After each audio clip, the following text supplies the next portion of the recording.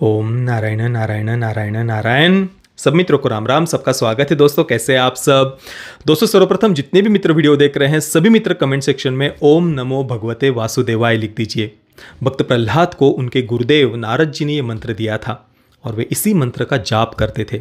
और जब भक्त प्रहलाद की आस्था पर, श्रद्धा पर, भक्ति पर प्रश्न उठाया गया, उससे चुनौती दी गई, तो भगवान विष्णु नरसिंह अवतार में प्रकट हुए थे। और अभी 2 दिन पहले 16 नवंबर को हुंबाड़े फिल्म्स ने उनकी आने वाली 3D animated film Mahavatar Narasimha के 1 मिनट और 9 सेकंड के फर्स्ट लुक मोशन पोस्टर को यूट्यूब पर रिलीज किया है।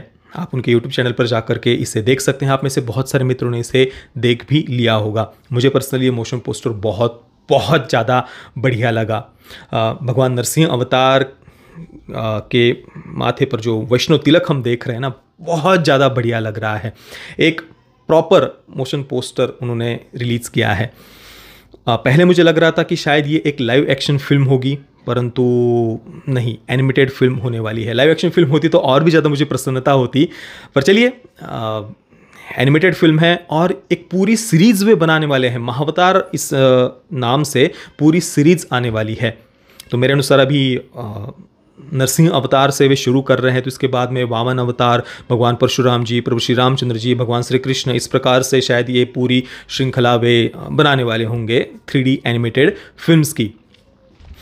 अब एनिमेटेड फिल्म है, तो मेरे अनुसार मैं जितना अंदाज़ा लगा पा रहा हूँ, ये अब तक की भारत की सबसे बढ़िया एनिमेटेड फिल्म होगी, शायद ऐसा मुझे लग रहा है। क्योंकि जिस प्रकार का पोस्टर हम देख रहे हैं ना, नरसिंह अवतार, आप देखिए जो माथे पर जो बाल वगैरह है प्रॉपर हमें दिख रहे हैं।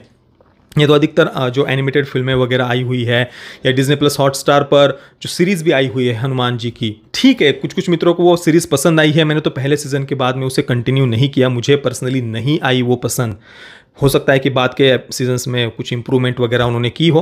पहले सीज़न मुझे नहीं आया था पसंद, उसके बाद मैंने उसे कंटिन्यू भी नहीं किया। पर वहाँ पर भी आप एनिमेशन देख लीजिए, जैसे जामवन जी है, उनके बाल आप देख लीजिए पूरे चिपके हुए हैं प्रॉपर। आप अलग अलग बाल, उनके मूवमेंट्स, जैसे हवा आ रही हो तो शरीर के जो बाल उड़ते हुए दिखना वगैरह, जो प्रॉपर एक एनिमेशन होना चाहिए वो नहीं दिख रहा। चलो, आप 3D में इतना खर्चा नहीं कर सकते तो भाई आप 2D में बना दो ना। आप देख लीजिए, आज से 50-60 वर्ष पहले का डिज्नी का एनिमेशन आप देख लीजिए, 2D एनिमेशन ही उस समय था।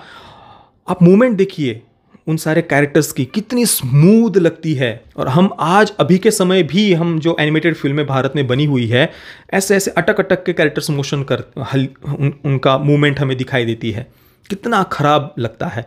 यहाँ पर इस पोस्टर से लग रहा है कि शायद ये पहली बड़ी एनिमेटेड फिल्म तो है ही, पर यहाँ पर प्रॉपर अच्छा एनिमेशन भी हमें देखने को मिलेगा। और 3D में भी रिलीज़ कर रहे हैं, अच्छी बात है। मैं तो कहता हूँ भाई, अगर ज़्यादा खर्चा नहीं करना है तो भाई 2D में ही बनाओ, पर प्रॉपर एनिमेशन होना चाहिए। आप जापानीज एनिमे देख लीजिए, कहाँ 2D में ही बनाते हैं ना, पर फिर भी कितना भाई एक एक्सट्रीम इमोशंस, लाउड एक्सप्रेशंस जो हमें एनिमे में देखने को मिलता है।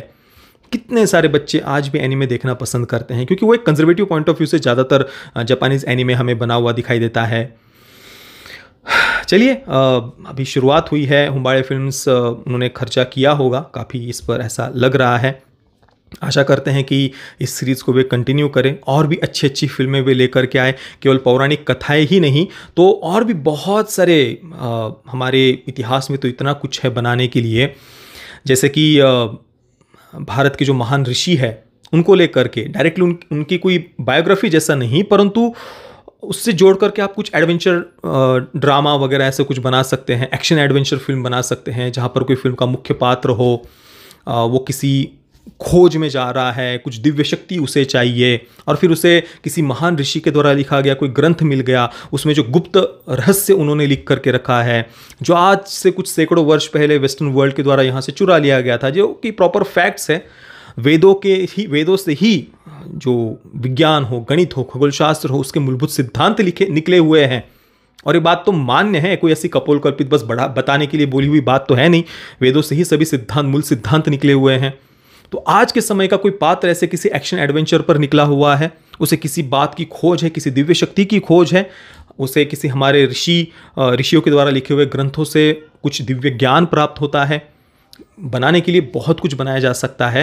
तो इस प्रकार से कुछ नया अलग भी ट्राई करना चाहिए केवल पौराणिक फिल्मों की अपेक्षा, ऐसा मुझे लगता है, क्योंकि उससे इस प्रकार से हम नई जनरेशन को ज़्यादा जोड़ पाएंगे हमारे कल्चर के साथ में। पौराणिक फिल्में तो बननी ही चाहिए, परंतु उसके साथ में हमारे महान ऋषि, हमारा महान इतिहास, किस प्रकार से गणित, खगोल शास्त्र के मूलभूत सिद्धांत इस भूमि पर खोजे गए थे, कैसे सैकड़ों वर्षों के हमारा जो गुलामी का इतिहास है, विदेशी आक्रांताओं के द्वारा किस प्रकार से हमारे ग्रंथों को, हमारी सभ्यता को मिटाने का प्रयास किया गया, उस कारण से उस ज्ञान से हम कैसे दूर हो गए, ये सब कुछ बताया जा सकता है। एक एनिमेशन फिल्म के माध्यम से भी बनाया जा सकता है।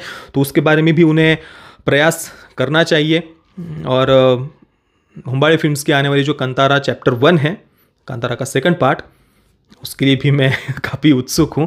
बस जो ये KGF और सलार वगैरह जैसी जो छपरी फिल्में हैं कम्युनिस्ट विचारधारा की, उससे जितना जल्दी हो सके हुंबाळे फिल्म्स को छुटकारा पा लेना चाहिए।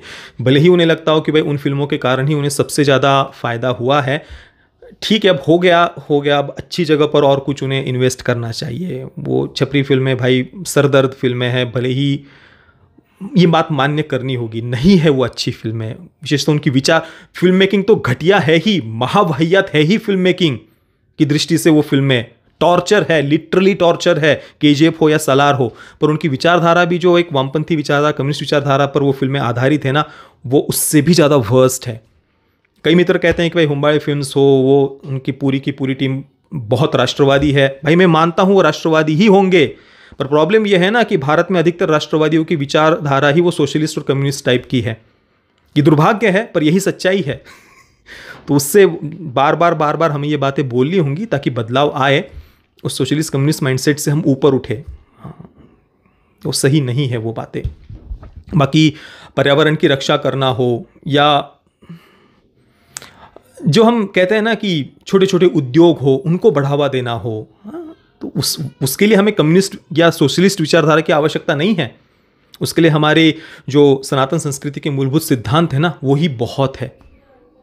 उसके लिए किसी बाहरी उस एक्सट्रीम अनार्की, अराजकता या बस उद्योगपति या कैपिटलिस्टों को उखाड़ फेंकना वगैरह, वो उसकी कोई आवश्यकता नहीं है। चलिए, आपको ये पोस्टर कैसा लगा?